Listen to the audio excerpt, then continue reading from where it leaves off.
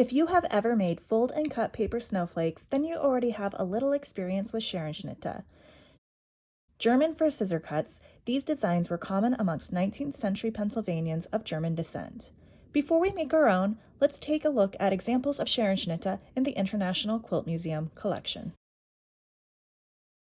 The finely wrought tulips, hearts, and curlicues featured in this quilt were common motifs found in Pennsylvania Dutch folk art. Also common is the frequent use of red and green. This quilt was probably made in Lancaster County, Pennsylvania by the Lehman family. This Hawaiian quilt is called Beauty of Hilo Bay. It was created by an unidentified Hawaiian maker circa 1930 to 1950. Although there is no firm documentation, it is possible that this technique of quilt making came to the Hawaiian Islands with missionaries and other settlers. The Hawaiian natives already possessed a quilted textile tradition. These works were not pieced or appliqued, rather they were painted with natural dyes depicting motifs based on natural forms.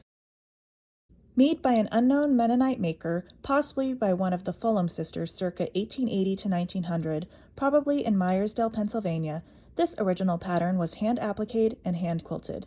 In American Quilts, the Democratic Art by Robert Shaw, he writes, "Unlike their Amish neighbors who avoided pictorial images of any kind and only made pieced geometric abstractions, Mennonites made both appliqued and embroidered quilts with floral motifs."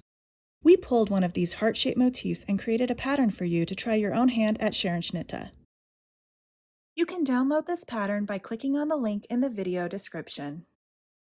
For this activity, you will need a pencil, a pair of scissors, your choice of fabric or craft paper, and a pattern. After cutting out the pattern, fold your fabric or craft paper in half.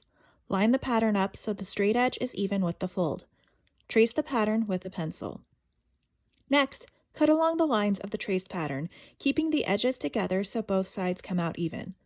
Unfold your design, and there you have it, Scherenschnitte. You can either applique this shape onto another piece of fabric or glue it to a piece of paper to make a card. We hope you will enjoy trying out Scherenschnitte. Happy National Quilting Day!